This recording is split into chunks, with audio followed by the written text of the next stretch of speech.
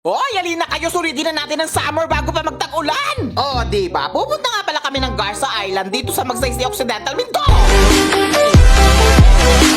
Yes, magandang hapon sa inyo. Kasalukuyan nga tayong naglalawag dito sa bansang ito kasama ng aking mga tatapalainin mamaya-maya lamang.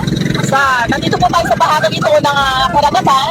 Dito po sa Sitio Tatlot, Barangay Alibuok, Magsaysay Occidental, Mindoro. Kasalukuyan po tayo pumabiyahe paputungo po sa kabilang isla ng Garza upang magtingin-tingin ng mga magandang tanawin at makatikim ng iba't ibang putahe ng pagkain.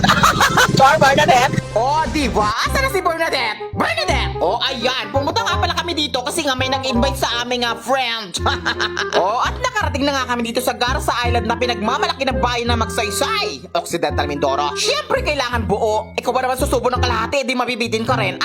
Okay lang, ha? Inimbitahan nga pala kami dito ng isa sa aking mga katiwala na si Gilbert's Vlog. Oh, ayan, Gilbert's Vlog, ha? At ito nga palang Garza Island ay isang maliit na isla lang na bahagi ng Magsaysay Occidental, Mindoro. Buong buo talaga, ha? At marami na nga rin palang naninirahan dito katulad na nga lang yung mga katiwala ko na yan, naglalakad-lakad. At may mga ilang resort din dito katulad na nga lang nito na pupuntahan natin, ang Pandan Tree House na pagmamayari ni Sir Lino. Ay, grabe, napakabait niyan. Pinaghanda talaga kami ng mga pagkain kahit hindi naman kami pupunta sa kanila sana. Joke lang. Pupunta talaga kami kasi nga yung resort niya lang naman yung kilala dito. At kung gusto nyo nga pala mag-overnight, ay meron din siyang mga room dito. Ay, naku, murang-mura lang. Meron din mga cottage na pang family. At kung gusto nyo magbabili ng mga sariwang isda, meron dito tuwing umaga, ipaluto nyo lang din sa kanya. Pwedeng-pwede yun. Pwede rin naman kayo magluto ng sarili nyo, pero kung gusto nyo ayaw mapagod, eh din sa kanya na lang.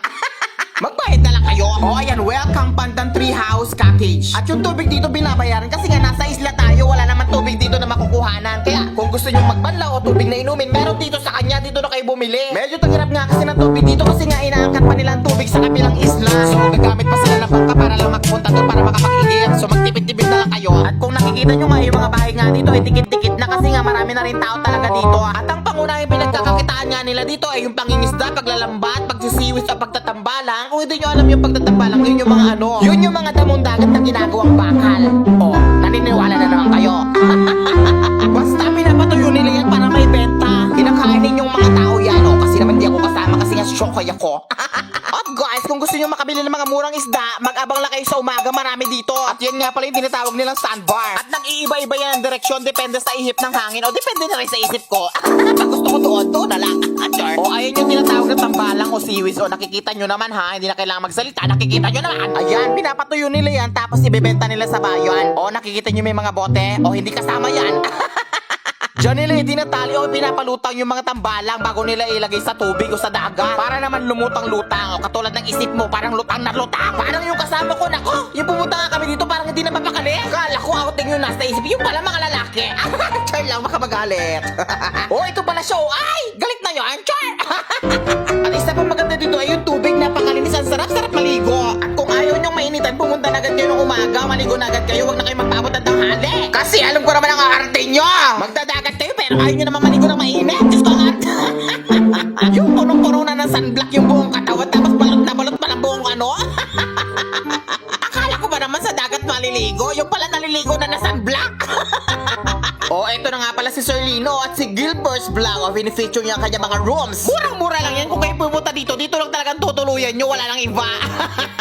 At wala na rin kayong problemahin sa mga gamit. Meron na siya dito kompleto. No? Huwag na kayo magdala ng kung ano-ano dyan. O, ayan o, nakikita nyo naman, nasa kabilang isla kami. May kuryente rin na naman dito. Ang ginagamit nila dito, generator. Pero pag-asapit ng alas 10, pinapatay na rin. Sayang naman sa gas. Pero yung iba mga bahay dito, ang ginagamit na nila, yung mga solar, may yaman sila eh. Siyempre, ang hirap-hirap tumawid sa kabilang dagat para lang magpagkapit ng kuryente. Ang hirap-hirap kaya itawid dito. At kung gusto nyo rin pumunta dito buong pamilya, kontakin nyo na lang sila para makasakay kayo ng bangka. Kasi kami nakasama ko, pumunta na lang dito, sinundo na lang kami. Mga Diyosa kasi kami eh. Char. Kaya yun, nakalibre kami ng pamasahe. Ganda lang yung punan. Tapos nung pagbaba namin ng bangka, naghahanap talaga sila ng maganda. Sabi sa amin, kayo lang po, wala na pong iba. Sino pa ba? Grabe, parang hindi sapat yung ganda namin sa kanila. Talagang hinahantay ito kung may bababa ka talaga ng bangka. Oo, kami na po yun, hindi na po kayo lugi sa amin, kami pa yung pinadali ni Mayor. Oy, thank you nga pala kay Gilbert's Vlog. Kayo nagpatuloy sa amin sa kanilang maralit ang tahanan. Diyos ko, nalibre kami lahat sa pagpunta dito. Kinastos lang naman yung pagkain namin, syempre. Sinama na rin namin sila. Kaya naman bibili kami ng pagkain ng kasama ko, dadalawa lang kami. Tapos habang tumingin. Gusto niyo po bang kumain? Siyempre, inalak namin sila, no? Kasi naman nakikituloy lang kami sa kanila, nakakaya naman kami kung kumakain, tapos sila hindi. At doon na nga rin pala kami bumili ng isda sa magsaystay kasi nga gabi na kami pumunta dito, wala na siguro mabibilang kasi nga umaga lang daw may isda dito. Kaya alam mo na, para sure na may makain kami, bumili na kami doon. At pupuntahan nga pala natin yung bahay kung saan kami nakatuloy dito, kami nakikituloy kila Gilbert's Vlog. Yung mga bahay nila dito ay very payak lamang. Kung ang bahay mo ay mga bato-bato na dyan, so ibig sabihin may kaya ka na. Katulad nitong sila Gilbert, oo, di ba? Sementadong bahay. Imagine mo, ibabiyahe mo pa yan sa bangka, no? Tatawid ka ng isla para mahakot mo lang yan, o, di ba? Kahirap ng pagtawid ng mga materyales dito papuntang isla, ay talaga namang mayaman ka. Kasi nga isipin mo, lahat ng gamit itatawid mo pa lang para makapunta dito. O, gagamit ka lang ng bangka, ha? Tapos kung ang bahay mo dito ay naka-solar, aba, in fairness, mayaman ka na talaga. Kasi walang daloy ng kuryente dito, nasa kalagitnaan tayo ng isla. So, sana naman, alam mo na, balang araw, pagdating ng panahon, baka ikaw rin at ako. Char! Sana pagbalik namin dito ay makapitan na ng mga kuryente dito, no? Para naman, di ba, mas marami na yung dumadayo dito, no? Tsaka mas maganda pag may kuryente talaga, eh, no? Pero kahit pa paano nakakasurvive sila dito, no? May nabibili nga dito ng yelo, eh. At eto na nga pala yung time na palis na kami. Papunta na kami ng, Alibo. Ayan, syempre, inikot muna namin tong isla para naman makita namin yung, ganda. Di ba? Ang ganda-ganda, may nakita pa kami mga kakilala namin dyan, no? Hahabol pa sana, eh, pero no way, puno na kami. Char, damot. Oh, ayan, no? Nakikita nyo naman, ang ganda-ganda. Kaya sa mga gustong pumunta dito, wala akong pake. Char, oy, pumunta na kayo. Bye, thank you so much for watching. Char!